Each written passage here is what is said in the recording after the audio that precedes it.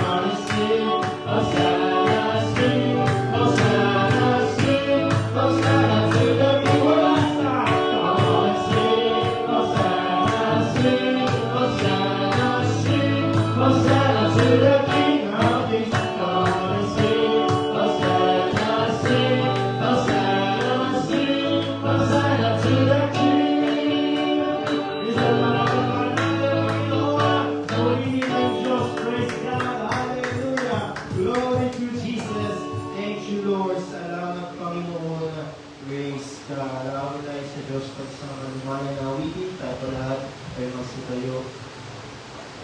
Hindi tayo sa presensya ng mga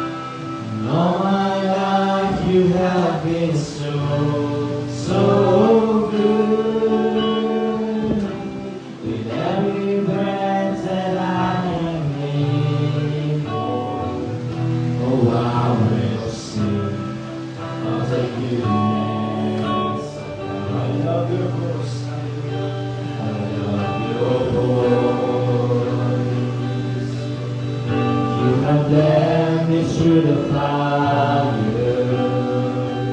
the darkest night, you are close like no other.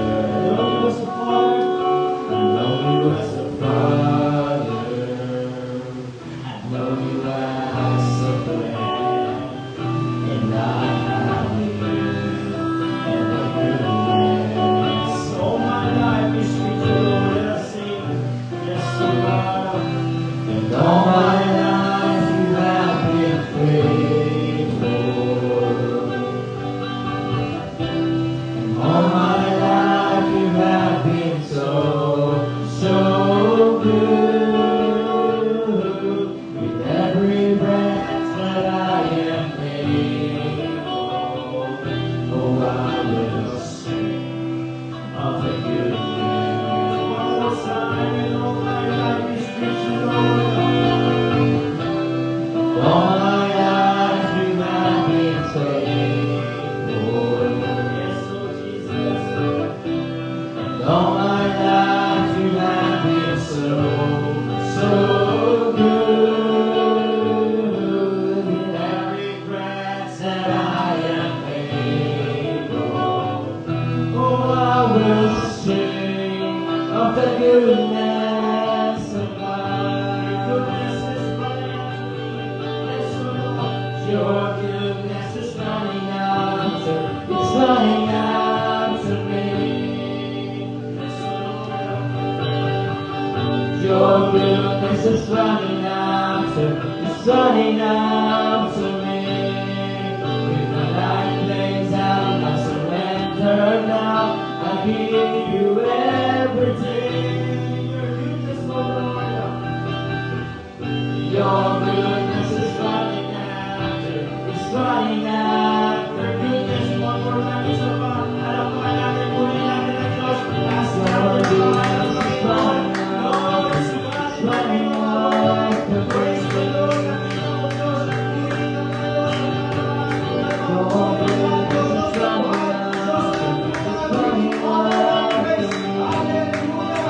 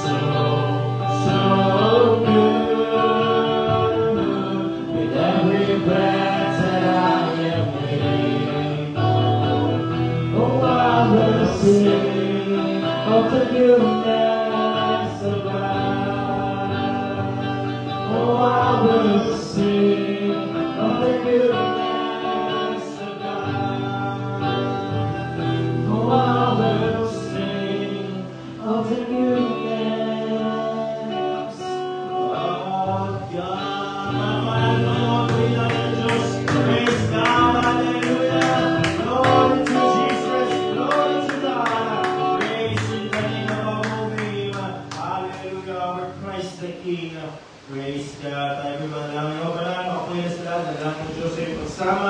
Ngayong gabi, Panginoon God, bigyan mo, Panginoon God, ang bawat isa o Diyos ng pagkaliwanag o God, ang iyong mga salita o God, ang dalangin, ang iyong magsalita o God, ay pagpalain po, Panginoon, ang karunungan, kalakasan o Diyos, ang mga leaders namin, Panginoon, ay sama mo, Panginoon God, Pastor Greg Legion, Pastor Jessica, aming national leader, Pastor Boy Disciplina, at aming Mother Church, Panginoon, Pastor Rico Herrera, O God, ay pagpalain mo sila, O God, ay ayayin mo, Diyos, ang kanilang kakayanan, Panginoon God, at magbigay simala ka, Panginoon God, sa mundo ito, Panginoon, at sa bansang ito, Diyos, pagligtas ka rin, Panginoon God, mga kalwa, Panginoon. Sama dalangin sa pangalan ng Jesus. Amen. Hallelujah. Tayo magtanggap sa isa sa pagkamayag para sa ating announcement at meron po tayong worship schedule araw-araw from Monday hanggang Sunday. Ating morning devotion, morning prayer, Sunday school naman para sa ating 9 a.m. Pag-aaral, tutulong sa salita ng Panginoon. 10 a.m. naman ang ating morning worship at 6:30 ang ating evening worship sa linggo. At meron po tayong evening service every Wednesday, 6:30 din ang gabi. Panalangin natin ang ating bansa. Ating Panginoon, President Ferdinand Bongbong Marcos Jr., dalangin natin ang kaayusan sa ating bansa at ang pagliligtas o pagkakilala ng salita ng Panginoon ay maligtas din ang bansang Pilipino. Pag-pray din natin ating mga leaders, ating international leaders, Pastor Greg Mitchell, Pastor Jessica, Pastor Joe Campbell, pati na din ang ating national leader, Pastor Boy Disciplina, sa ating natin ang mga regional leaders, Pastor Frank Beneventura, Pastor Nara Butay, Pastor Ernie Herente, Pastor Carly Carias, Pastor D.S. Ville, at ang ating Mother Church, Pastor Rico Herrera. Dalangin natin ang kalakasan, kalusugan ng ating mga pastor, kasama din naman ng mga ibahay, at pag-pray din natin pero kailangan daughter churches, Pastor Herson Balbuena, Pastor Noel Torres, Pastor Richard Isay, Pastor Vincent Sever, Pastor Marco Llano, Pastor Bong Canyosa, Pastor Junle China, Pastor Samuel Poon, Pastor Jerry Morales, Pastor Melvin David, Pastor Jordan Chavez, Pastor Jess Pancho, at Pastor Larry Dumaya. Kasama din ng mga missionary churches all over the world, Abu Dhabi, Cambodia, Taiwan, Israel, Indonesia, Malaysia, Japan, at sa ating mga kapatid sa Vietnam. Pag-pray natin ang patuloy na lang pagbago at sama din natin ang bayan ng Antipolo, Upper, ang ating pastor, Pastor Rizal Lucero, ng Sam Bayan, Spiritual Breakthrough, Financial Breakthrough, Salvation, Deliverance, Solaki. Kailangan natin ang sariling gusali at sariling lote at ang mga nakikita sa screen, mga pangalan, dalangin din natin ang bigay himala at magbibigay kumpletong kagalingan. At kung mayroong mga karamdaman na ngayong gabi, lapit na sa Panginoon, dalangin din natin at mga mahal sa buhay, ay huwag natin kakalimutan sila sama ng sila sa pagdangin at pagliligtas sa mga makilala sa salita ng Panginoon. Ang ating activities, meron po tayong prayer and fasting kung darating na Lunes at Martes, at ang ating Harvest or Homecoming, April 2 to 4. Next week rin po ito, after yung fasting natin. Ito po yung schedule natin, ang ating go forth activity, kailangan natin patulukayan ng ating Panginoon, at sama din natin ang International Bible Conference sa darating na buwan ng Mayo, ang ating Supernatural Expectance. Sa mga karagdagang pabalita, ang ating pastor, ang ating lingkod ng Panginoon, Isang pa tayo manalangin at pag-pray tayo. Ang magulang, lumalapit po ito sa isang paso. Panginoon, nilalapit po namin ang mga prayer request o lahat. Bigyan mo po ito ng pagtagumpay ang Panginoon. Tugunan mo po ito ang bawat pangailangan ng inyong church. Sa gawin nito, Panginoon, sa aming pagsamba sa gawin nito, Panginoon, sa ang iyong salita na landalin na nilingkod, Panginoon, yung kasihan ng Banal ng Espiritu. Ilagay mo po ang iyong salita sa kanyang mga labi o ang mangusap sa aming mga puso. Ihiyak mo po ang iyong salita sa aming buhay, Panginoon, magkaroon pa rin ng kapahayatan, Panginoon, na yung malaya kang kumilos, malaya kang gumawa, Panginoon, ang Banal ng Espiritu, Panginoon, na siyang mangusap sa aming mga puso at isip na, Panginoon. Ang mga mga karamdaman sa oras na ito, Panginoon, dinadalangin namin, Panginoon. Mabuti mo po sila ng iyong mapagpalang kamay, Panginoon, pagaling mo sila, Panginoon. Alam namin, di ba yung iyong pamahaya upang hindi mo sila mabot, Panginoon, dahil pag-isa gabi nito, dahil pas kami ng iglesia nito, Panginoon, na hindi kaya ng dati kung may pagbabago, Panginoon, at dala ang iyong pagpapalat salita sa aming mga buhay. Ito po ang aming sa dalangin sa pangalan ng Jesus. Amen. So, Umakaw po na po tayo. Welcome po sa bawat isa. Pwede niyo pong pakayan ang inyong mga katabi. At welcome po sa online, sa nanonood online. At sa Diyos po ang papuri at pagsampa. At nadamo po tayo sa pagbibigay. At sino po ang handa na sa pagbibigay? Amen. Low sound check. 1, 2, sound check. Sound check. 1, 2, sound check. Okay. Okay, dadaan po tayo sa pagbibigay at sino po ang handa na sa pagbibigay. So sa inyo pong mga aklat, kung meron po kayong Bible o kailan nakasulatan, makubox po kayo sa akin sa Mark chapter 12, verse 41 hanggang 44. Sa Lucas, ang sulat yung po ito sa Lucas chapter 21, verse 1 hanggang 4. So Mark chapter 12, verse 41 to 44, ganito po ang pagkasabi. Umupo si Jesus malapit sa langayan ng mga kaloob doon sa templo at pinagmamasdan ang mga taong naghuhulog ng pera. Maraming mayaman ang naghuhulog ng malaking halaga. Verse 42, lumapit din ang isang mahirap na byuda at naghulog ng 2 pirasong barya. 43, tinawag ni Jesus ang mga alagad niya at sinabi, sinasabi ko sa inyo ang totoo, mas malaki ang ibinigay ng byudang iyon kaysa sa lahat ng nagbigay. Verse 44, sapagkat silang lahat ay nagbigay lamang ng bahagi ng kanilang kayamanan. Ngunit ang byuda ay nagbigay sa kabila ng kanyang kahirapan, ibinigay niya ang lahat ng kanyang ikabubuhay. So, purihin po ang pag-asa ng salita ng Diyos. So, sa gabing ito po, ang Bible ay nangungusap patungkol sa pagbibigay. Marami po ang isod pagdating sa pagbibigay, ngunit ang pinangangalan po ng salita ng Diyos ay yung tithings.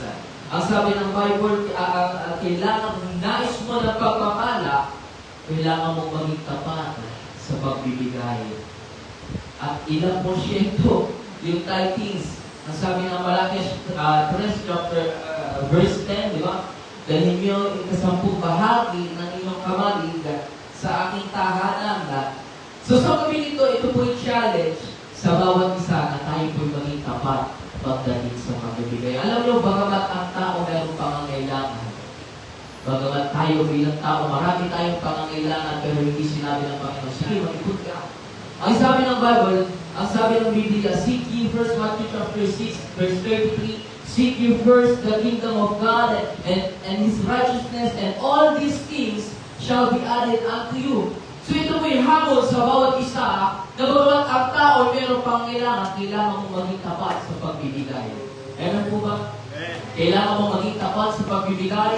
Oo, nandun yung pagkakataon na meron kang kailangan bayaran, meron kang bayarin sa bills, meron kang bayarin sa tubig, sa kuryente, sa bahay. Pero wag na wag mong kalilimutan yung pagbibigay. Ako po ay patotoo ko, marami po kami pinabihanan at meron din po kami pangangailangan. Pero hindi ko po pinabayaan o hindi ko po binaliwala yung pagbibigay. Meron po tayong revivalist na nakaraan. Bagamat meron po kami bayan sa motor, meron po kami na pangangailangan, yung motor ko isira. Hindi ko mapalitan yung clutch, yung preno, pero ako po yung nagbigay sa Panginoon. Binigay ko po yung lahat, almost lahat ng aking sahod. At ang tinira ko lang, pambayad ko ng ticket. Dahil ako po yung napigilan. Ano pong ibig ko sabihin? Bagamat ako po may pangangailangan, hindi ko po pinaggamot sa Panginoong Diyos. Ibinigay ko pa rin yung para sa Panginoon. Bagamat ako'y nakakaranas ng pagkalugi, pero hindi ko po yung ginawang dahilan para hindi ako magbigay sa Panginoon. Nakakaranas po kami ng lugi. Nakakaranas si Brother Philip, sina Papa, sina Mama, nalulugi, sina Ate, nalulugi. Pero nagbibigay. Kasi kailangan, sabi ng Bible, seek ye first the kingdom of God. Maging dito sa text na ating binasa, ang babae ito ay balo. Wala na ibig sabihin, wala na po siyang asawa. Binubuhay niya ang kanyang pamilya ng kanyang sarili, lakas. At ang sabi ng Biblia, is siya ang buod tanging nakatawag ng pansin ng atensyon ng ating Panginoon Jesus. Bakit? Kasi yung unang nagbigay, sobrang lang sa kanila yun. Nagbibigay sila, sobrang lang, pero yung babae, buong ikabubuhay niya, ibibigay niya sa ating Panginoon. Hindi yung monthly salary, ha? Hindi monthly salary ang binigay niya, hindi kabuuan ng sahod. Ang sabi ng Biblia, yung buong ikabubuhay niya. Imagine mga kapatid, mas kailangan ng babae ang pera. Kaya ang pagbibigay po, hindi issue ang pera. Ang issue po siya ng puso. Kung handa mo magbigay sa Panginoon, kung handa mo unahin ang Panginoon, at ako'y naniniwala, hindi pinabayaan ito ng Panginoon. Inangas siya ng kasi, Jesus, hindi siya pinabayaan. Naniwala ako, pinagpala siya ng Diyos. Hindi na lang ang sabi ng Bible, pero pinagpala siya ng Panginoon Diyos. Na may pangangailangan siya. Kagaya nung nakakarami sa atin, meron po tayo mga bills. Meron tayo mga bayarin sa kuryente, bahay, tubig, pag-aaral ng ating mga anak. Pero ang sabi ng Bible, seek ye first the kingdom of God. And all these things shall be added unto you. Isa pang Kristiyanon ko po, ewan ko kung anong dating sa inyo nito. Pero sabi ko nga, meron po akong ticket. Natilitan ako. At alam niyo naman kung magkano ng ticket. Kaya ang Las Piñas, natilitan ako. Saan ba tatapos? Pagbaba ko pa lang ng motor, as in, ewan ko po kung anong dating sa inyo nito. Pero pag hakbang ko pa lang doon sa pintuan, tinawag na ako ng officers. Hindi ko siya kilala. Sabi niya sa akin, Brad, halika rito. Siyempre, skeptic ako. Ano ba ito? Sino ba ito? Sabi niya, halika, sige na. Halika, tutulungan kita. Nagulat ako. So maling salita ko, tinulungan niya ako. Pag-akit ko, sinabi niya sa akin, anong violation ko? So, sinabi ko yung violation ko. Sabi niya, sige, akin yung ticket mo. Kuya, yung ticket ko po, malagahan ng nanay ko. Pagkapulit-pulit, wala akong natira. Sabi, ay, gano'n ba? Sige, ako na bahala. Akin na lang yung lisensya ko. So, nagkitay po ako doon after noon. Pagkatapos ilabot niya sa akin yung ticket, sabi, ito na lang yung babayaran ko na discount ka. Ano pong ibig ko sabihin? Hindi ko siya kilala. Hindi ko nababagitin ko tagasan. Hindi ko po siya kilala. Pero ako po'y naniniwala, yun po'y pagkilos ng Diyos. Ang sabi niya pa sa akin, ang swerte mo. Kasi hindi pa na-encode. Sabi ko, sa isip ko lang, hindi po yung swerte, yung po'y pagkilos ng Diyos. Sapagkat inuuna ko yung gawain ng Panginoon. At habang ko nagbabayad nung ticket, sa kasamang palad, yung aking motor, sinabitan ng kotse.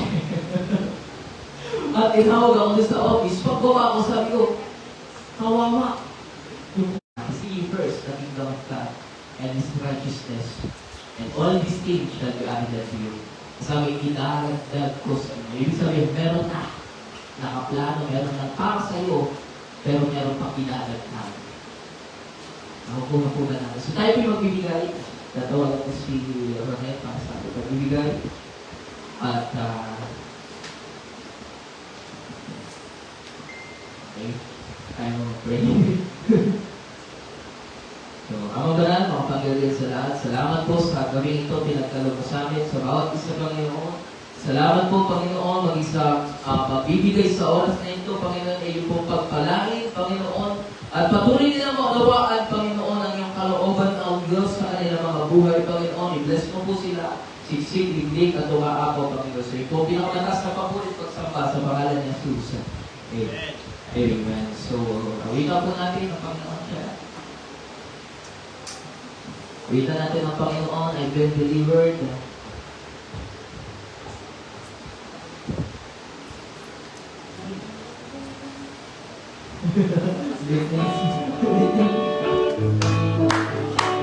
Deliver, praise the Lord. I am delivered by His blood. I was bound by the chains of Satan. I am delivered, praise the Lord. So, bago ko pala makalimutan, na-request tayo ko pala. Bukas po pupunta po kami ng Baguio. Ako po siya ang tour. Pero wala, tatlong araw po kami doon, pero wala po kailangan sa amin. Imagine na lang po yun. So, habang lumalapit po ang ating kapatid, ating pastor, pag-ipakaw po natin ang Panginoong Diyos. Sa mga kapabulit sa Panginoon.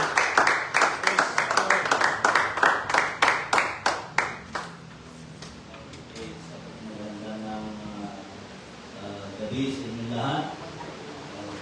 Nagsisimula na po ulit.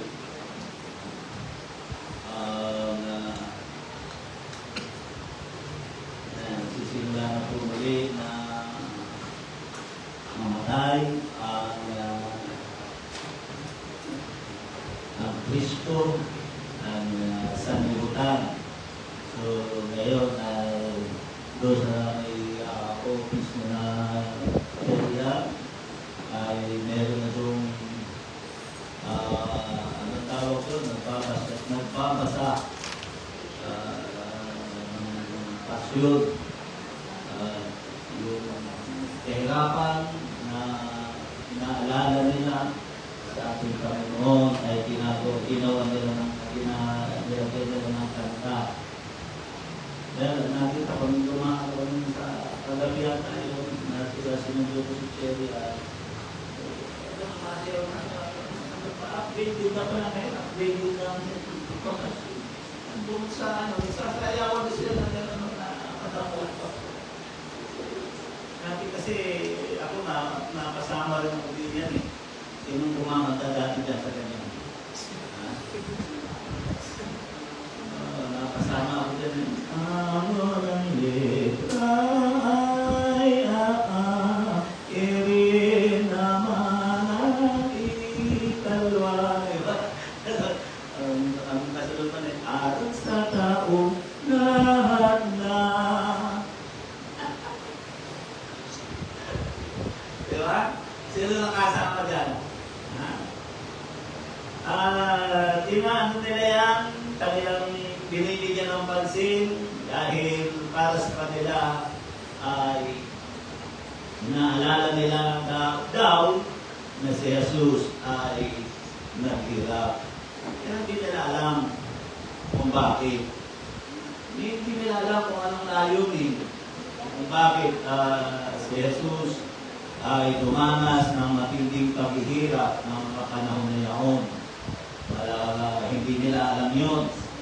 Wala silang pagkaunawa tungkol sa mga bagay na yaon. Hindi ko rin malimutan na one time na sa aking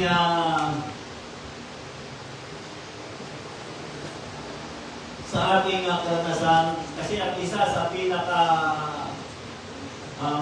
pinaka-religyoso pa rin nung nakita ko tungkol sa ganyan ay yung tinatawag na dito sa lugar ng Zambales. May area ng Zambales, lawigan ng Zambales na, sa Caldera doon, sa Olongapo. One time, nakapunta ako roon at may nakita ako doon at talagang pumakamit sila nandun kasi sa area na yun, yung mga talagang mga kanato ko pagdating dyan. Sa mahal na araw na yan. Mula dito sa may Pampanga, tayo doon, sa may Zambales. One time, dinala ko doon dati ng Pasko. Tumapit kami doon sa mundo, nakita namin sa akin din ako dito.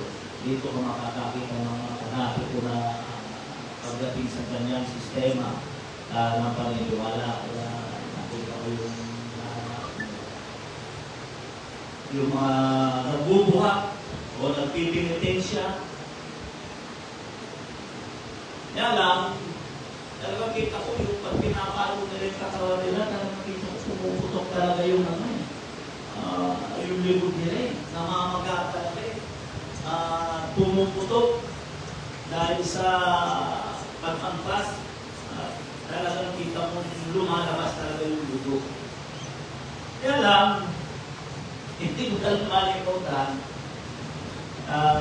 may takip sila lahat naman na gano'n doon, may takip sa mukha lumampas yung sa harapan namin, yung isa na napikilitin siya. Nagulat ako, dahil nakapantalon siya, dito sa likuran ng kanyang pantalon sa kusina, may nakasok-sok na gindapan. Tagbayaan, ayun, nakasok-sok sa dalito, nakakaw siya ng pipilitin. Eto, nakakaw na tuloy yung pansin ko. Pero napapapano na doon sa tungtong ng pero siya yung tinignan ko. Tapos pagkatapos siya makarating doon at yung may tinapako na tao, nasunod na mo talaga ng tingin yung may nakasosok na algoy dito sa likod. Algoy ba yun? Yung mga mo, sigurado ko alak. Pagkatapos ko, kita ko, bumaba siya doon sa may kalampas na yun. Durundukon kasi yun, mataas yun eh.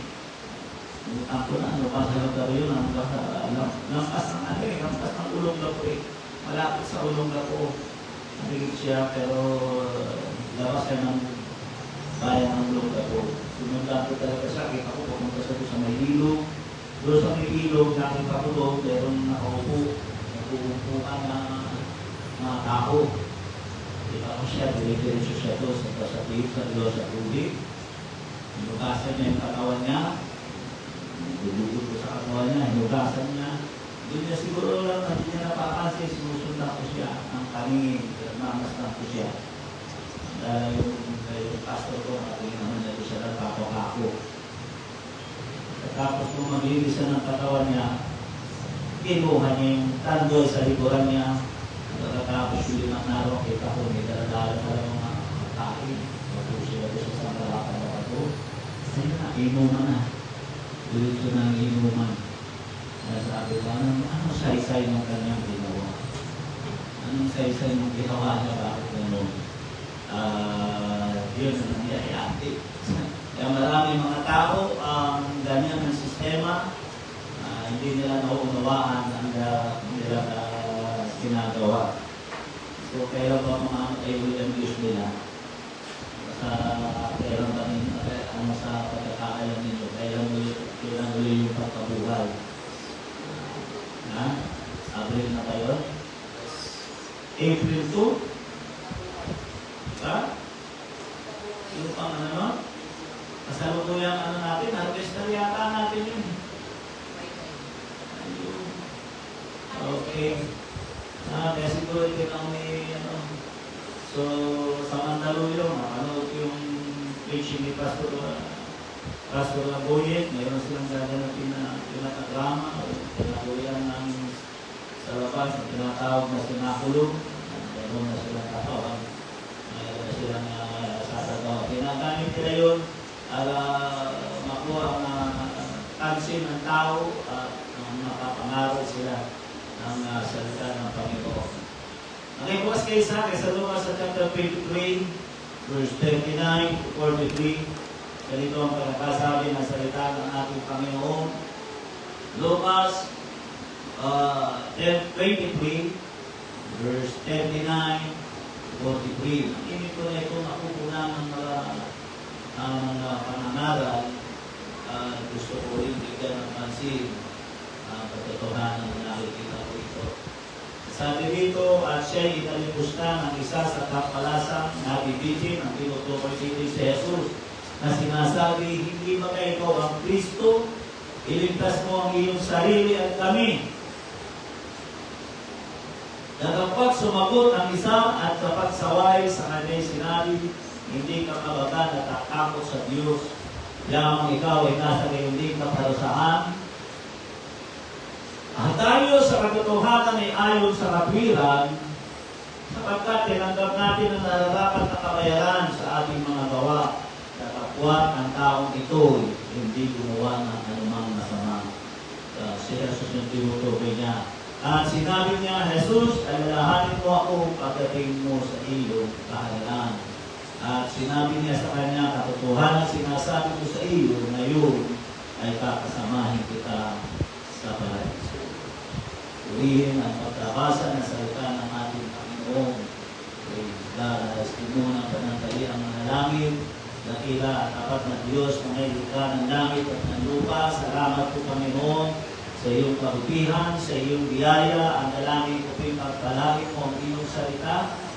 Tuloy mo kami bigyan ng pagkaunawa, pananampalataya, makilala ka namin ang lubusan, dakila Diyos. Marami pong salamat, Panginoon, sa iyong kabutihan sa pangalan ng Jesus. Nais po mangusap sa the purpose of suffering.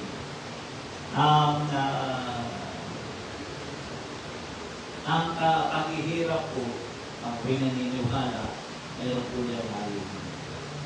Ang paghihirap ay mayroong layunin. Yun ang unang nais ko ihayag sa inyo. Nakita natin dito, Ang larawan, tatlo yung naghihirap dito eh. Kung makikita natin. Unang, yung dalawang salarin. Pangalawang, ayaw natin Panginoon. May iba-iba silang dahilan kung bakit sila yung naghihirap. Sinabi ng lalaki, di ba? Kung ano yung dahilan ng kanyang paghihirap. Sa ating Panginoon, alam natin na naghihirap siya sa mga oras na yaon. Alam natin ang dahilan kung bakit siya nasa ganong sitwasyon ng katayuan. Ginagawa niya yung upang iligtas, tubusin ang kasalanan ng sanlibutan.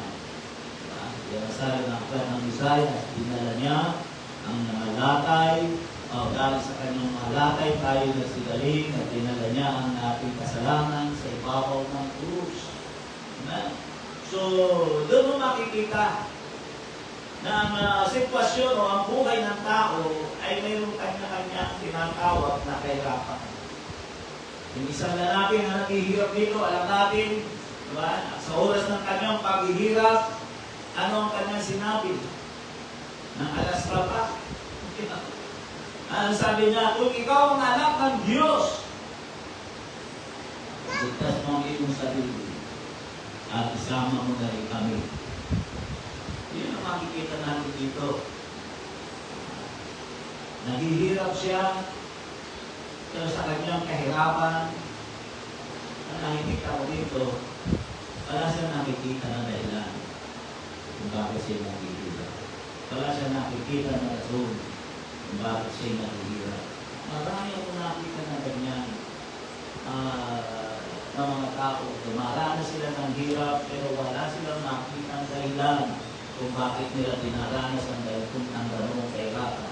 Minsan ang kahirapan ay bungang tinatawag na kasalanan at yung isang malaking katotohanan. Bakit minsan nagsasakal ang tao dahil sa kanilang kawalan ng kalusugan at yun yung nangyayari dahil sa kanilang kasalanan. Hindi maaari, hindi. Kasalanan ang dahilan. Kaya one time nakapagsalita ako diyan sa labas. Sarado na kasi ito si na Aileen. Itong may tindahan dito. Sarado na siya. Eh, meron nasa tambay. Siguro nasa 4 yun. Na nakakambay ako, puto sa motor. Yan mismo pintuan. Talaga naman ko, kasik na ako, kakaasa ng puso. Lumabas ako, kung ayaw ko sa pinto, dahil papaalis ako eh. Nakawakan ko yung ano ko, ilong ko sa pinto. Gano'n na, pero tuloy pa rin sila. Ang tingin ako. Sabi ko, boy, pwede na doon kayo sa malayo. Kasi hindi naman niya niligarilyo eh. Papasok dito yan, hiharapan ng ano namin dito eh. Church ito, at saka residential namin dito eh. Pwede ba kayo doon sa malayo? Alam mo ang ginawa? Tumayo lang na gano'n. Kumagat lang siguro. Ito lang na siya. Alam, happy din ha. Tapos ang ginawa niya, tinaas pa yung sigarilyo, ginaganon-ganon pa. Ginaganon-ganon pa, tapos sumara pa sa akin gano'n, ang ginaganon-ganon pa yung sigarilyo. Matika talaga ako. Sabi ko, igigilin mo ugali mo ha? Binuro ko talaga. Sabi ko, wala akong pakialam kung kayo walang malasakit sa inyong katawan. Sabi ko, hindi naman siguro kayo bobo. Alam nyo kung anong epekto niyan sa katawan ng tao. Mas matindi ang epekto niyan. Sabi ko, mas matindi ang epekto niyan doon sa nakakalangat kaysa doon sa inyo na kayong gumagamit. Sabi ko, mas matindi ang epekto niyan.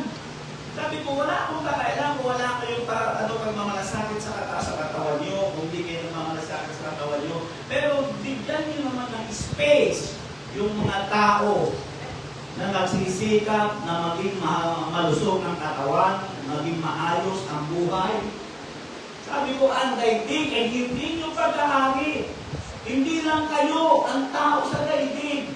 Sabi ko, respetuhin mo naman yung aming karapatan na makasimot ng malinis na hangin. Ay, pasusulit ko. Sabi ko, benta po kayo, magtatambo sa akin, okay, sasama ang loob. Sabi ko, sa inyo, hindi, okay yan. Kung gusto nyo, sirain nyo eh. Kung magtama patay kayo eh. Ayaw nyo kasi hindi kayo nakikinig sa mga tinuturo. Ayaw nyo dumalo dito. Kasi sabi ko sa kanila talaga sila. Alam mo, sasabihin ninyo, kung ayaw nyo makasingot ng asigarilyo, pumunta kayo sa buwan. Alam ko, ganyan ang inyong nasa isip, pero huwag nyo kalinimutan. Alin ba ang dapat natin nire-respeto? Pag ganyan ang isipan nyo, ibig sabihin, ang nire-respeto ka lang ngayon at binibigyan ng importansya ay yung mga taong baloktot ang isip. At yung mga taong matuwid at tamang pag-iisip ay walang karapatan na irespeto at igalang. Ay, tandaan sila. Hindi nyo sarili ang daigdig. Ang daigdig, hati-hati tayo. Hindi mo sabihin mo, wala akong pakialam, wala akong pakialam sa inyo, basta ako naninigarilyo ako eh. Sa gusto kong mamigarilyo eh. Hindi ka pwede yun.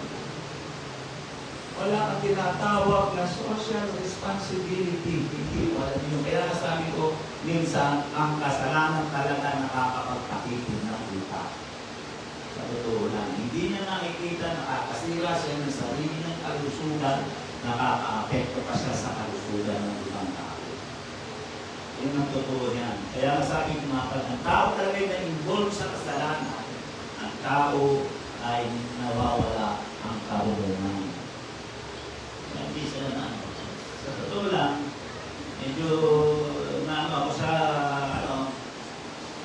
medyo napaisip din ako, sabi ko, so kaya tayo aking sabi. Naano kasi ako kasi ginagawa-ganito. Umara pa sa akin na parang ginagawa-ganun pa niya. Akala niya siguro, kung pastor at mabait, ang expectation nila eh, mabait ka, nakinaan mo ka. Sa tagal ba naman, angels na kami talaga. Kaya nyo, nilagyan ko na yan, yung bisla niya sa mga baba, nilagyan ko yan ng ganito kalaki na letra. No smoking area. Nagtatatawa lang. Nababasa nila, nagtatatawa lang, dinidirusyo kayo. Yan yung tao talaga pag nasa influensya ng kasalanan. At ngayon, nagsasakar sila, pero pinakikisa nila yung kanilang, yung tinatanas nilang hirap. Kasi nagkikirap kayo mga ngayon. Tingnan mo yung nasakahan na sigarilyo. Tingnan mo kung makikita mo. Napupulot yung lalamunan dito, ang daliri, kumiliksi, kinakain. Di ba? Pero ang tao, kahit gano'ng kamahal yan, bibili at bibili. Kahit makita mo na, meron na nakalagay, nakabala ng gobyerno na hindi maganda sa kalusugan. Pero ang tao, nagsasaber sila, nananatili sila sa gano'n, hindi nila alam ang dahilan ng kanilang pakikira at buong ng kasalanan. Kaya ang isang lalaki rito, ayaw sa ating mabinasa, anong sabi ng lalaki? Yung isa kasi, naghihirap siya, pero nakuha pa rin niyang insultuhin ang ating Panginoon. Pero anong sabi ng isang lalaki? Hindi ka ba natatakot? Ay nasa ganitong kalagayan, alam niya layunin, alam niya kung bakit sila naghihirap. Nasabi niya eh. Kaya yun ang kagandahan ng isang tao ay nakakilala sa Panginoon. Sabi niya, tayo naghihirap, dapat lang ito sa atin. Yan, yun ang sinabi niya. Dahil dapat lang ito sa atin dahil sa aking mga ginawa. Pero ang tao ito, tinutukoy nito ni Jesus, ay walang masamang, anumang bagay na masama na ginawa. Maliban ng isang tao ay nakakilala sa Panginoon, hindi na maunawa ang rason ng layunin na ang tao ay naghihirap. Kaya, yun ang isang napakahalaga na dapat natin maunawaan. Maunawaan natin kung bakit. Ang sakit minsan ay dumarating dahil sa kasalanan. Wala namang pag-iingat. Alam nyo, dalawa ang maling ilabas ng kahirapan. Pagsasabi, kawalan ng pananampalataya. tao ay nasa gitna ng kawalan, nasa gitna ng paghihirap, dalawa na ang nakita ko sa Bible na pwedeng maging resulta nito. Katulad, yung nangyari dito, yung kawalan ng pananampalataya. Kasi kung kapag ang tao ay tumating yung kahirapan sa kanila, ano sinasabi nila? Sana ko ng Diyos. Kung tunay na may Diyos, bakit ganito ang buhay ko? Meron akong theory na ganyan. Namatay at namatay siya, yung pamilya. Sana ko ng Diyos. Kung tunay na mayroong Diyos, bakit ganito ang buhay ko? Mahal ng pananampalataya. Ang pangalawa, yung asawa ni Job. Sino nakakaalam? Sa Job chapter 2 verse 9 hanggang 10, ganito sinabi, si Job kasi dumanas ng matinding hirap, nag-suffer siya sa karamdaman. Bakit ni Pastor ano dito yung kasaysayan ni Job, ni Pastor Mars dito. Namatay ang kanyang mga anak. Nagkaroon siya ng matinding paghihirap, halos lamang sabay-sabay sa isang araw. Kaya sabi rito sa verse 9, na magkagayon sinabi ng kanyang asawa sa kanyang, mamalagi ka pa ba? Sa iyong pagtatapat, itapoy mo ang Diyos at mamatay ka. Ganyan, ano? Alam mo kung bakit nakapagsalita ng gano'n yung babae? Kasi, apektado rin siya eh. Kasi siya yung asawa eh. Kung ano man yung paghihirap ni Job, naniniwala ko, siya, kung maaari wala siyang sugat, wala siyang naramdaman, pero apektado siya ng kahirapan. Kasi ito eh, bagsak ang kabuhayan nila. Bagsak na lahat ng niya. Kaya sabi niya, ano sinabi? Mamamalagi ka pa ba? Sa iyong pagtatapat, itapoy mo ang Diyos mo. At nang mamatay ka na, ito sabi niya, pero sa Job, ngunit sinabi niya sa kanya, ikaw ay nagsasalita na dahil ang pagsasalita ng hangal na babae. Ano, tatanggap ba tayo ng mabuti sa kamay ng Diyos at hindi tayo tatanggap ng masama? Sa lahat ng ito ay hindi nagkasala si Job ng kanyang mga labi. So, hindi makikita natin dito.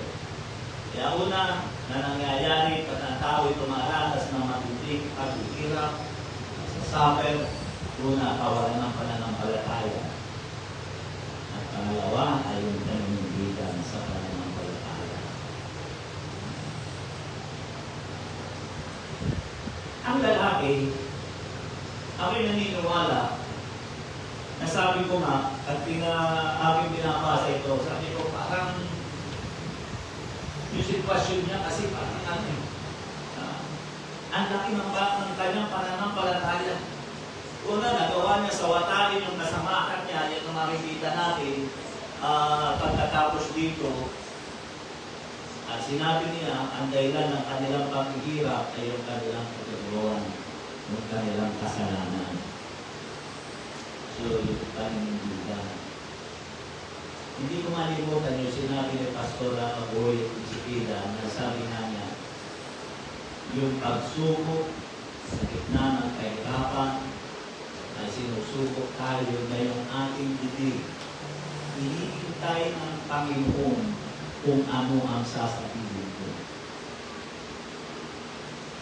Madali kasi, alam na ng Panginoon, expected ng Panginoon yung pag nasa gitna ka ng ano, sa gitna ka, marami kang pera, saka ka sa lahat. Alam na ng Panginoon kung ano sasabihin mo eh. Siyempre, praise the Lord! Tulad ni Jay, naasahan niya, laki ng kanyang pagbabayaran. Diba? Nahuwi siya. Naasahan niya, malaki yung pagbabayaran niya. Tapos nabangga pa siya. Nabangga pa yung kanyang ano. Sabi ko nga nung kayo ito, nanoon siya, kung dahil ni Gasina eh. Sabi ko, hindi ko kayo sinaro ko na alam ko na napiriyan na niyang jacket. May kasama si Putol. Papa, nabanggaan mo doon. What? Tinigil. Yun ang sinabi mo na. Ayun na, sabi ko, ano nangyari? nagbubasa ako, ano. Sabi ko, ay, buti mo, nakapag-text pa siya. Siguro, sudatan siguro. Hindi ka ba din naman sa kalas sinundan? Tumawa, nagbibiro yata. Sabi, bangas yung ano, yung bumangka, yung wasap yung ano, yung daw yung ano, yung ikaw yung bumangka. Sabi, yung balik, yung motor mo, sabi niya, wala daw. Buti na, wala nga naman nangyari. Wala nga naman, maliit lang na gano'n, no? Nagasgas. Pero yung sipil na makagasgas doon sa motor na gano'n, sa libong katapat mo. Hindi pumayag ito. Sabi ko ba, sabi ka naman. Pustahan tayo, hindi ko kapaltan yan, hindi ko gagawin yan. Utos ko simulan na na yan, hindi mo na. Tawa-tawa yung report sa sabihin. Pipirahin mo na yan, hindi mo pababayaan mo na yan nga. Lalagyan mo na ng Unix yan. Pero mga tao kasi mapagsamantala eh.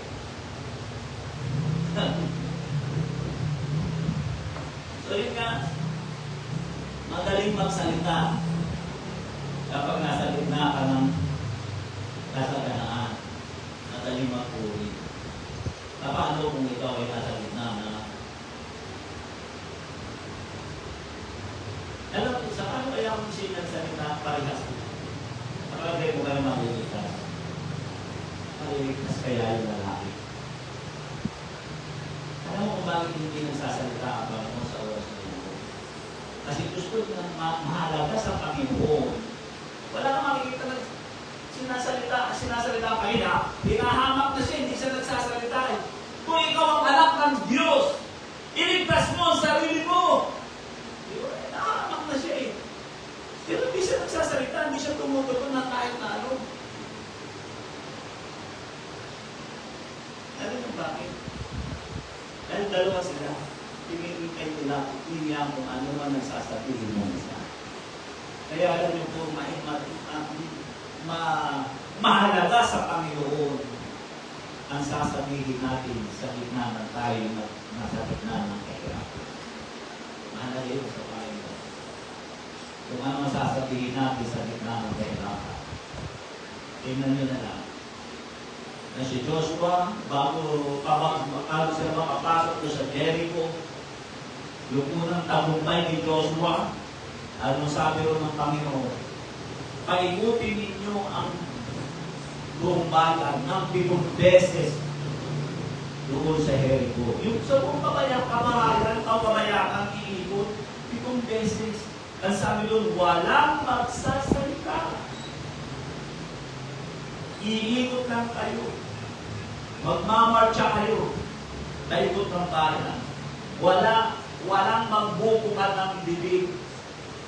At sa ikapitong pag-ikot, saan kayo magsasalita, saan binubukas ang bibig nyo at sabay-sabay kayong sisigaw. Kung pag-aaralan mo, bakit na yun? Hindi basta-basta. Hindi maliit ang ano. Hindi maliit ang Jericho. Ito tayo lang natin, dito na lang natin. Yung circumference na lang, ikutin mo ng 7 beses na tanggalin at taka. I-8 ko. Nakuha na sa circumference yan. Huwag isama yung sangka sa kainaan. Ikot ka na lang dyan. Ewan ko kung hindi mo yung kumamili mo. Pinagkagawa natin ito, kalokohan. Babagsak kayo ng gano'n na naman. Kung nakikita ko doon, ayaw makarinig ng Panginoon ang di magandang panangalita kapag ikaw ay nasa gitna ng kahirapan. Yun ang nakikita ko doon. Ay ayaw, iba ko ba eh. Mahirap yun, maglalakbay ka, iikutin mo yung tapo ng bayan. Lahat. Pag mo nga, nagdala mo ng kanina. Pagtanong ng Erwita, may isang Skoda. Nagkasulita ko ng 150. Tapos yung bayan, sabi ko, area, magkano bayad dyan? 250 daw. 150. 100 ako. Empty yung motor. Ginausilin na ako ng 150. May kitang dito. May point lang yata na, point 3 yata. Tapos tinakbo ko ron. Pagdating ko ron, lagi ako nakatingin doon sa balong ka. Gasolina eh. Babag sarap mo Kasi wala ako kahit piso sa bulsa. Kalimutan ko siya, dapat pag hindi na nakikiliit mo, nakabit ng pera. Nakabili man lang ng palamig, naliligit na yung ganito ko, sobrang init. Ang init talaga. Pagdating ko sa mga eksakto dating ng San Marcelino na sa tama, San Marcelino na ako sa may Pedro.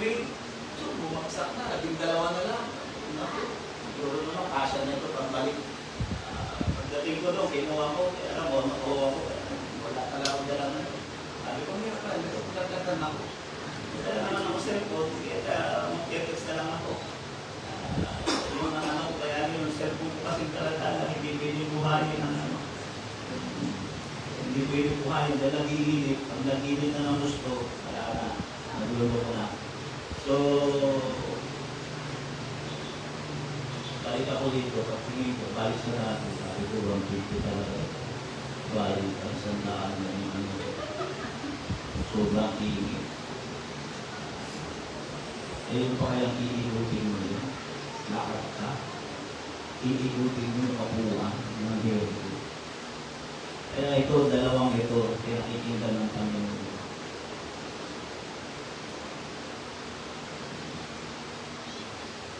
Nagsalita yung lalaki. Yung isa nagsalita ng paglalaki. Yung isa nagsalita, Jesus, alalahanin mo ako pagdating mo sa iyo. Sumagot ang Panginoon na hindi kakasamahin kita sa aking karanasan. Sa gitna ng kanyang kahirapan, sa gitna ng mga sa tindi ng hirap, kasi kung yung dinanas ni Jesus, o tila ang diferensya, ganun din ang dinanas niya. Ang kaibahan lang kasi mo kay Jesus, demonyo ang nagalit sa kanya eh. Kaya warak-warak talaga yung katawan niya eh. Pero parehas ng kanilang hapon. Eh yung magnanakaw, galit lang ng taong bayan yun eh, hatol lang eh. Pero sa ating Panginoon talaga, hindi na makatwiran yun eh.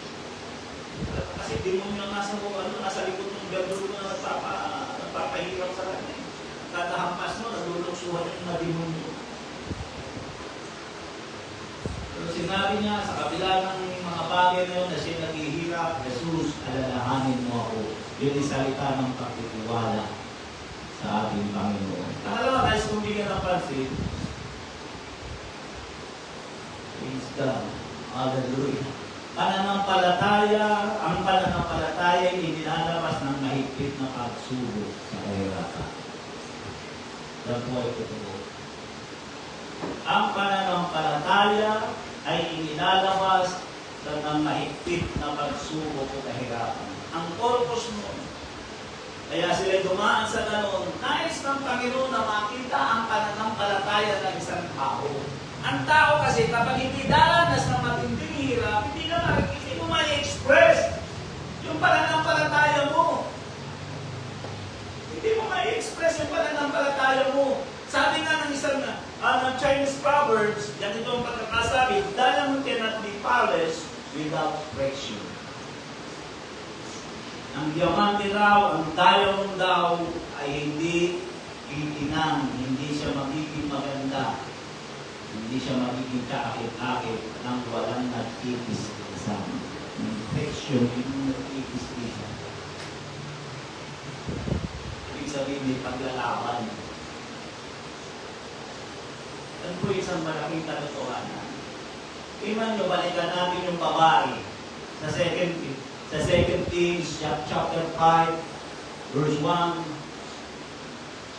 O kung di ako nagkakamali, 1 King. Palagay ko 2 King. Hindi ko kasi nasulat. Kaya pumasok sa isipan ko. Chapter 5, verse 1. Yung babaeng nalagita, yung Aman. Kansinin natin. Yung babaeng dalagita, yun ay isang Israelita, mananampalataya. Ang ibig ko lang binabanggit, hindi naging maganda ang buhay niya. Yung amo nga niya, tinatay ang kanyang magulang, tinugtog ang kanyang nabayan, at ginawa siyang alipin ng walang kabayaran. Hindi maganda yun, kahirapan yun. Pero ano sabi dito?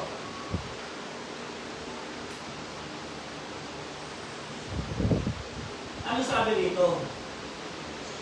Iniintay ng Panginoon, iniintay ng Diyos ang dalagita kung ano ang kanyang sasabihin sa gitna ng kanyang kahirapan. Pero inaalipin siya nung walang kabayaran. Inalis siya sa bayan niya na kanyang tinubuhan.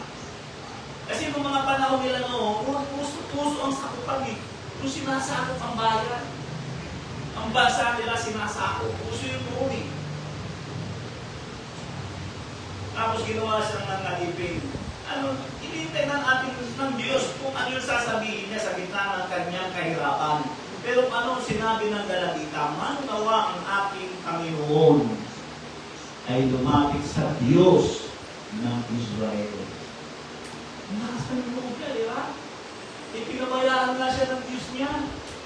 Kung bibigyan ng pansin, pero nasabi niya, manawa na ang aking Panginoon yung umalipin sa kanya, pumatay ng kanyang pamilya. Ay sinabi niya, lumapit sa Diyos.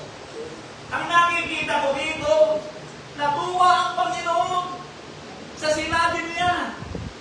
Kaya yun ang purpose ng kahirapan. Kasi kung wala ang kahirapan, hindi ka matetes, hindi lalabas kung anong uri ka ng diamante. Hindi lalabas kung anong uri ng pananampalataya meron ka.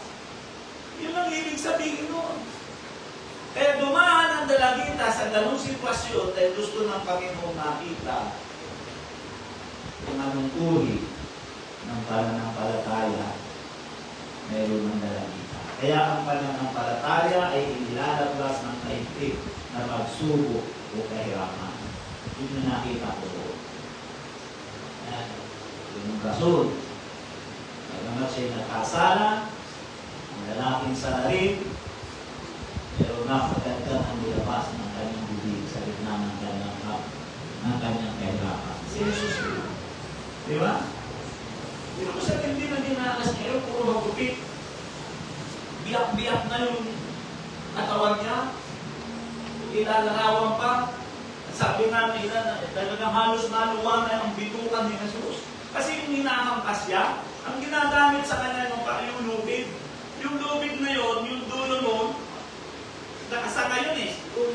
Sa mga 5 siguro marahil na lubid yun. Tapos yung dulo ng lubid na yun, may mga talim yun. May mga hook. Para mapamingwit. Kaya yun eh, ganun, parang buhok yun. Ganun, may sanga-sanga yun. Kaya iniikot ng mga berdugo yun. Dapat ginagupit mo yun sa katawan ni Jesus. Umiikot yun. Bumubulupot. Tapos yung dulo nun, kumakamot, bumabaong. Yung Passion of Christ, yung gawa ni Mel Gibson, kami doon mo makikita yung pinanghampas niya. Inihampas pa doon sa ano ni Pilato. Diba? Nung tagapamahala, yung kawal. Paghihintay yun ang totoong ano nun. Kaya pagkapit mo sa katawan, hihintay din ng Panginoon. Anong ilalabas sa bibig ng Panginoon? Anong lumabas sa bibig na? Doon di pangangaral, the 7 last word. Diba? Anong nilabas niya sa bibig niya?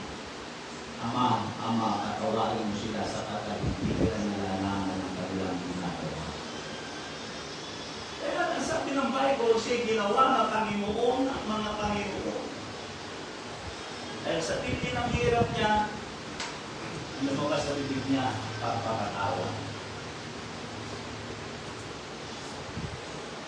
Kung lumabas sa bibig niya, Ama,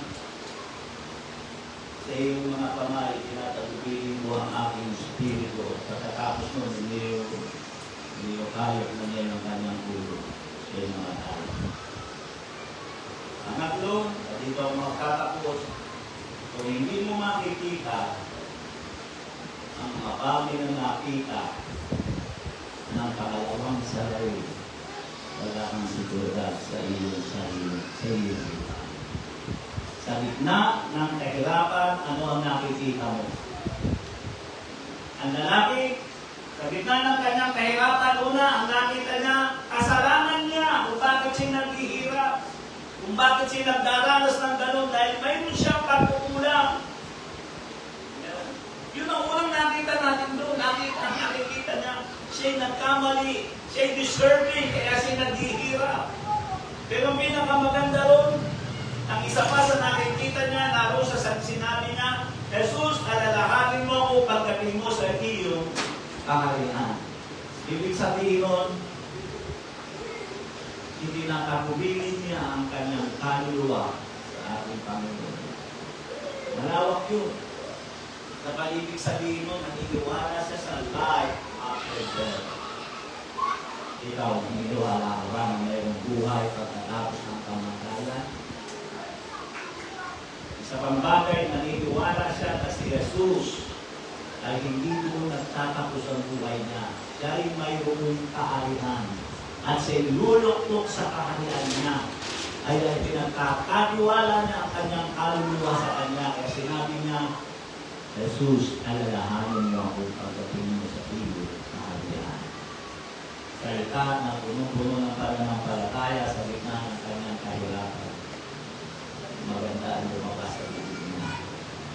Pagtitiwala sa Diyos, pananampalataya, walang panunumpa, walang pagsisisi, kundi sinapalatayanan niya, kailangan niya si Jesus.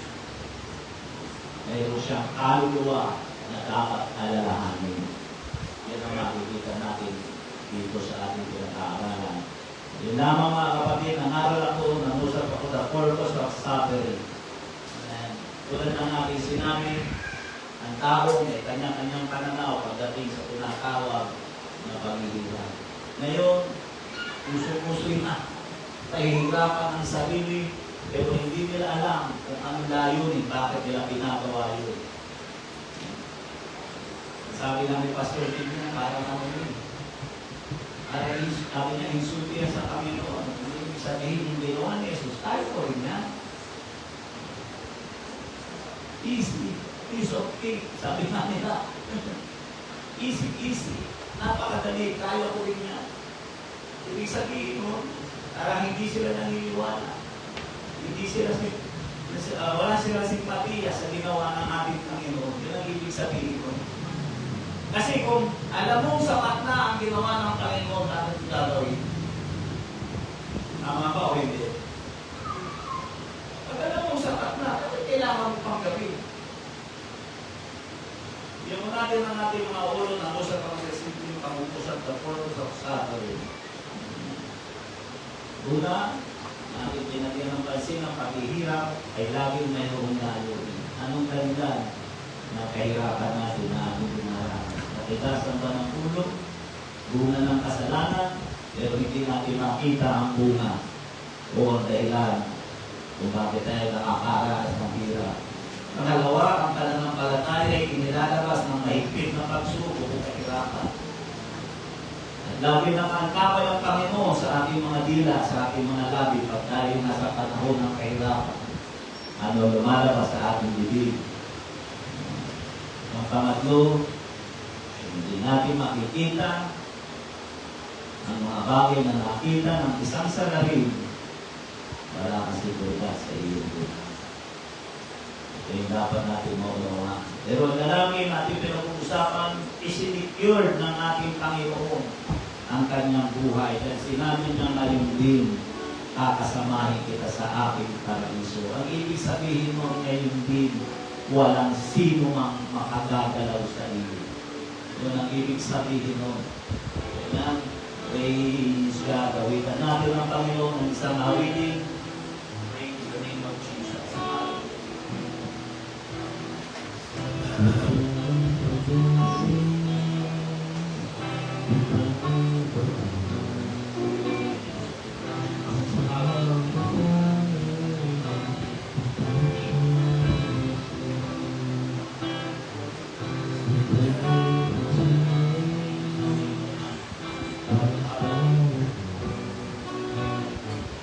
Lahat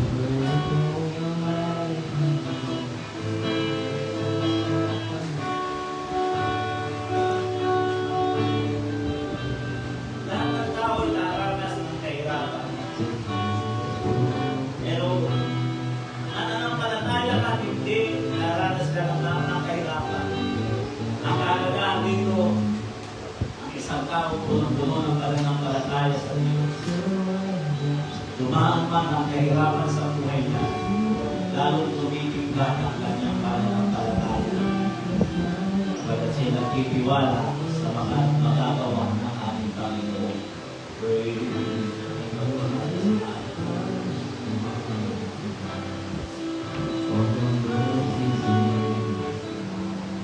tayo natin tumayo, kita natin ang Panginoon.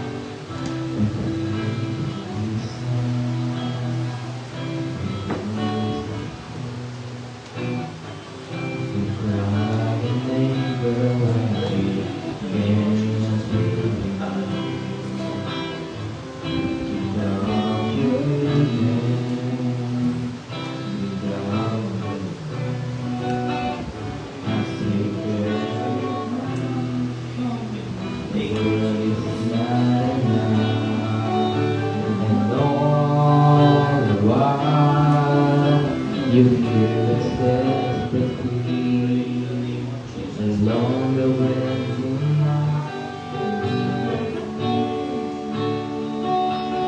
what if the blessings come through raindrops? What if your healing comes through the fields? What if the towers are singing the night someone it takes to know your name? What if Christ Habang hinihilig ang awitin ito, baka kasakali ako sa online. Hindi mo kakilala ang Panginoon. Hindi mo pa natatanggap sa Jesus. Hindi lang kami matatanggap kita sa iyo. Lahat ng tao ay makakaranas ng kahirapan. Pero iba ang katayuan ng tao nakakilala sa Panginoon. Tulad ng isang salamin. Nakandaan sa kanya bago siya itapo sa krus. Nakakilala siya sa Panginoon. Naunawaan niya ang dahilan ng kahirapan. Layunin kung bakit ang tao ay dumaranas minsan ng kahirapan. Huwag natin kaninimutan, maging si Jesus, dumanas siya ng Diyos. At ang layunin ko kung ikaw ay makakilala, ikaw ay maligtas, pagbayaran niya ang ating mga kasalanan sa ibabaw ng krus. Kaya sa oras na ito, hindi magiging matamis o maganda sa buhay ng isang tao ang kahirapan, malimang maunawaan niya, kailangan niya si Jesus, kasama niya si Jesus sa mga paghihirap, ay kasama niya ang ating Panginoon. At hindi tayo mangingibakos sa hirap na dinanas ng ating Panginoon. Lahat ng hirap na dinanas natin, dinadaanan ng ating Panginoon. Kaya sa oras na ito, napakahalaga ng kilalanin mo ang Panginoon bilang Panginoon na talagang ligtas ng iyong buhay. Kung hindi mo pa natatanggap si Jesus, sumunod ka sa panalangin ito. Dakilang Diyos, ang may likha ng langit at ng lupa, inaamin ko po, Panginoon, ang aking mga pagkakasala, ang aking mga pagkukulang. Lord, pinagpapasalamat ko na ikaw ay aking tanggapin bilang aking Panginoon, tagapagligtas ng aking pagkakasala. Tinubuksan ko ang aking puso at inaanyayahan kita na pumasok sa pinakasentro ng aking buhay. Isulat mo rin ang aking pangalan sa hanggang ng buhay upang sa iyong muling pagbabalik ay makasama mo ako doon sa buhay mo lang. Maraming salamat, Panginoon, sa iyong kabutihan, sa iyong pagpapatawa, doon sa pangalan mo. Amen. Praise God. Hallelujah. Sa ating mga kaharap sa oras na ito, naunawaan ko kung ano ang layunin kung bakit minsan ang tao ay dumaranas ng kahirapan. Yun ang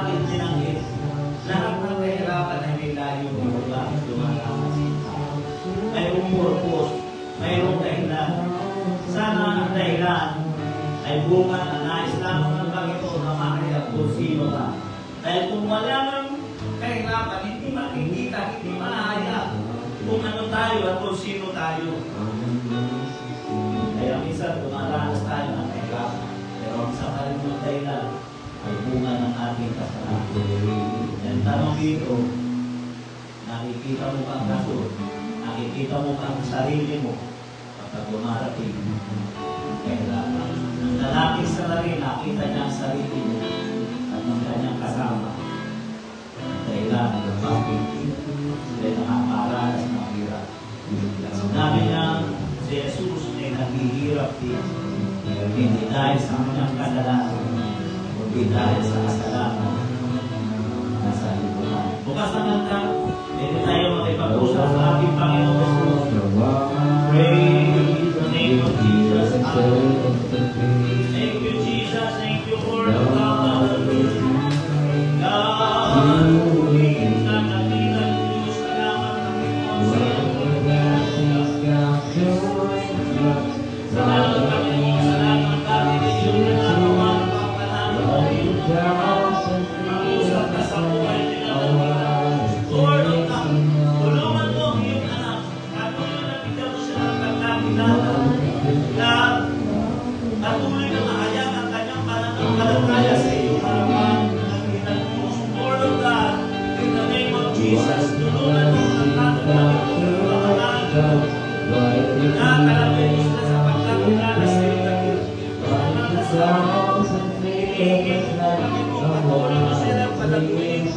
sa pagkakilala at pananampalataya na nagmumula sa iyo ng Lord of God, pagpalain mo yung anak, palawakin mo ang kanyang pananampalataya at pagkakilala sa iyo ng Lord of God, pagpalain mo ang mga nagkahalan nito. God, bless mo ang buhay niya. O tulungan mo po, Panginoon, na mag-ibawa ang patapagan niya, Panginoon, na makita ng kanyang sampayan. God, itong dalagi po, Panginoon, nilagay mo siya sa tapat ng kalagyan. Yes, Lord of God, in the name of Jesus. God, salamat po, Panginoon, sa iyong pagkikilan. Pagkalain mo, pagkalain mo,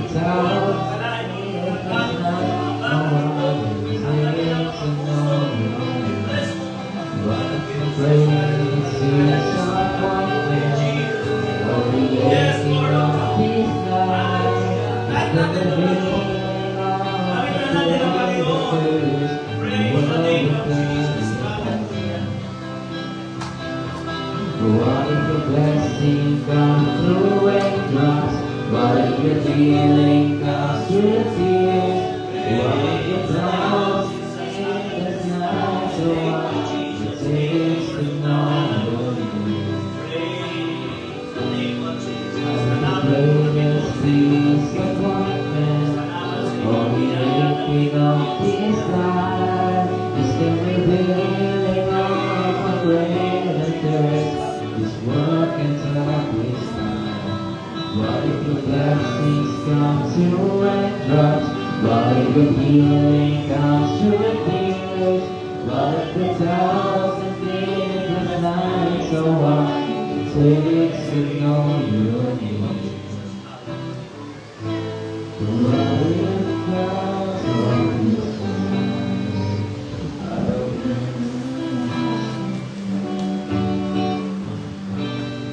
Yung dalawang salarin, pinapakita rin ng kalagayan ng tao. Yung isa, walang pananampalataya sa Panginoon. Dumanas siya ng hirap. Ang lalaki ang lumalabas sa rin. Ang insulto sa Diyos. Napakabuti pa ng isang tao, dumaranas ang paghihirap. Nag-address siyang pananampalataya na kasandaan lumalabas sa Diyos. Pagtitiwala sa Diyos. At doon nalulubog ang ating Panginoon. At doon nangangako ang Panginoon na hindi pakasamahan kita sa ating paraiso. God bless you sa inyong lahat. Pagkalain kayo ng ating Panginoon Diyos sa mga Panginoon.